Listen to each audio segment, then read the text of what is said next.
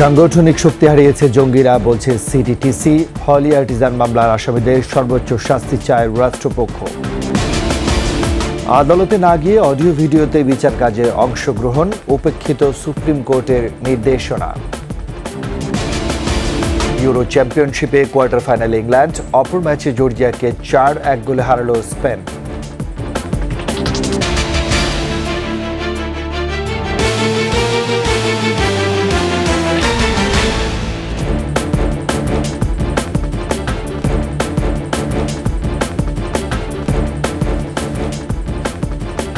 শুনছিলেন first security ইসলামী bank পিএলসির সংবাদ শিরোনাম। আমন্ত্রণ দুপুর 12টার 21 সংবাদের সাথে আছে আমি রাজিব জামান।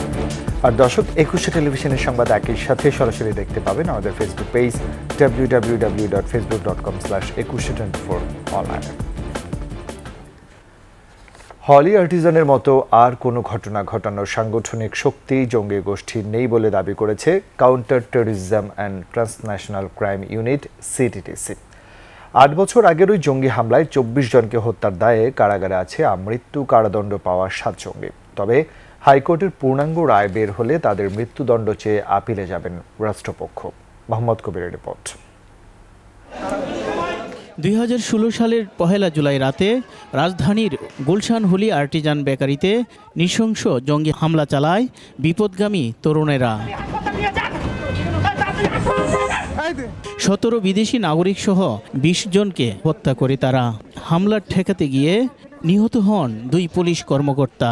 পরে হাসপাতালে মারা যান হলি আর্টিজানের 2 কর্মচারী। ভোরে সেনাবাহিনীর কমান্ডোদের থান্ডারবোল্ট অভিযানে মারা যায় হামলায় সরাসরি অংশ নেওয়া 5 জঙ্গি। রেস্তোরাঁ থেকে উদ্ধার করা হয় জীবিত 13 জনকে। সশস্ত্র জঙ্গি গোষ্ঠী এই রেস্তোরাঁয় হামলা চালিয়েছে। আমরা শুধু এটুকু বুঝতে পারছিলাম অনেক বিদেশি এই রেস্তোরাঁর ভিতরে আটকে রয়েছে, তাদেরকে দ্রুত উদ্ধার করা জরুরি। ওই জঙ্গি হামলা ও নৃশংস হত্যার দায়ে আমৃত্যু কারাদণ্ড নিয়ে কারাবন্দী এখন জেএমবির 7 জঙ্গি। বিচারিক আদালত তাদের মৃত্যুদণ্ড দিলেও পরে সাজা কমিয়েছেন হাইকোর্ট। তবে জঙ্গিদের বিন্দুমাত্র অনুকম্পা দেখানোর সুযোগ নেই মন্তব্য অ্যাটর্নি জেনারেলের। তাদের সর্বোচ্চ সাজা নিশ্চিতে সর্বোচ্চ আদালতে আপিল করবেন রাষ্ট্রপক্ষ। মৃত্যুদণ্ড বহাল থাকাটাই আমি মনে করি যে এটা যথার্থ ছিল ওদের জন্য। তারাই কিন্তু ওদেরকে মদত দিয়েছে, তাদের অস্ত্র দিয়েছে, পয়সা দিয়েছে, তাদের সহায়তা করেছে, সব কিছু কিন্তু ওরাই, মানে মূল পরিকল্পনার অনেক অংশে ওরা ছিল এই ঘটনার। যার ফলে ওদের প্রতি বিন্দুমাত্র অনুকম্পা দেখানো আমি মনে করি সুযোগ নাই।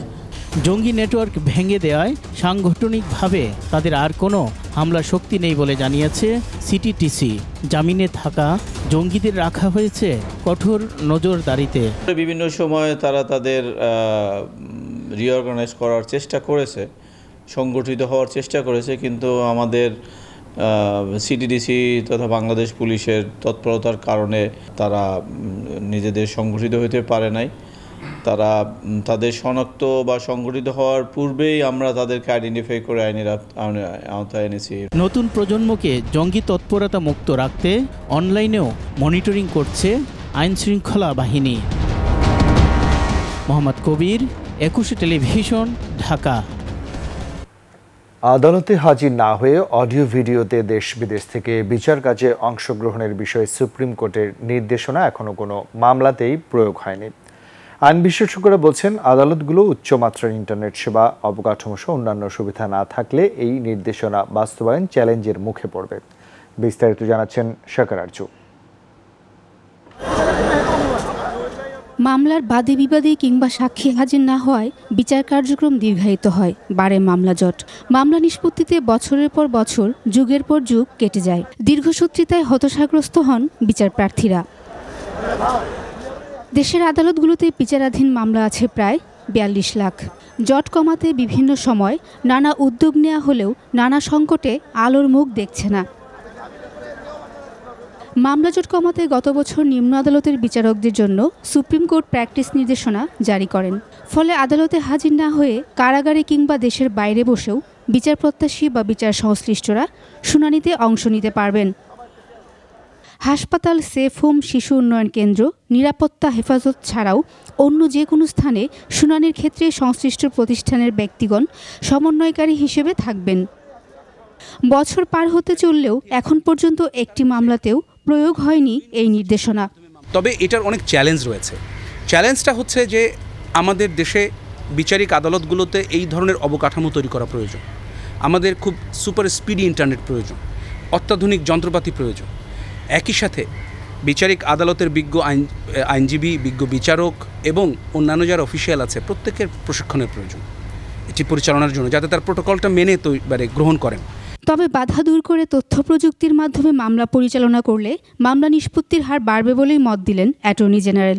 আমাদের সুপ্রিম কোর্টে আপিল বিভাগ এখন যেটা করা যায়, স্মার্ট কোর্ট করা হলো, এখন দেশের বাইরে থেকে মামলা করা যাবে, দেশের থেকে করা যাবে, যে কোনোভাবেই করা যাবে। এই বিষয়গুলো মাথায় নিয়ে যদি আমরা কোর্টগুলোকে এভাবে সাজানো হয়, এবং অনেক কোর্টে আমরা ইয়ের সময় করছি না সবাই, করোনা মহামারীর সময় তো আমরা সবাই অনলাইনে মামলা করেছি। তো এইটাকে একটু যদি আমরা ত্বরান্বিত করতে পারি এবং এটা উদ্যোগ নিয়ে যদি করা হয়, তাহলে কিন্তু আমার মনে হয় এটা কার্যকর হবে এবং এটা অনেক সুবিধা হবে মানুষের। ডিজিটাল যুগে এসে বিচার বিভাগের এই সিদ্ধান্ত যত দ্রুত সম্ভব দেশের আদালতগুলোতে কার্যকর করা না গেলে মামলা জট কমবে না বলে মত আইনজীবীদের। শাকের আরজু, একুশে টেলিভিশন, ঢাকা। শেষ করছি দুপুর 12টার 21 সংবাদ। যাবার আগে ফার্স্ট সিকিউরিটি ইসলামী ব্যাংক পিএলসি সংবাদ শিরোনামগুলো জানাচ্ছি আরও একবার। সাংগঠনিক শক্তি হারিয়েছে জঙ্গিরা, বলছে সিটিটিসি। হলি আর্টিজান মামলার আসামিদের সর্বোচ্চ শাস্তি চায় রাষ্ট্রপক্ষ। আদালতে না গিয়ে অডিও ভিডিওতে বিচার কাজে অংশগ্রহণ উপেক্ষিত সুপ্রিম কোর্টের নির্দেশনা। ইউরো চ্যাম্পিয়নশিপে কোয়ার্টার ফাইনালে ইংল্যান্ড, অপর ম্যাচে জর্জিয়াকে 4-1 গোলে হারাল স্পেন।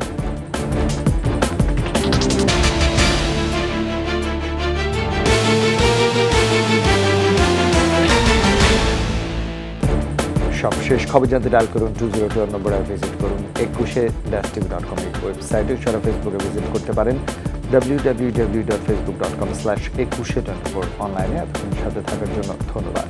পরবর্তী সংবাদ দুপুর 2টায় দেখার আমন্ত্রণ রইল। 21-এর সাথে থাকুন।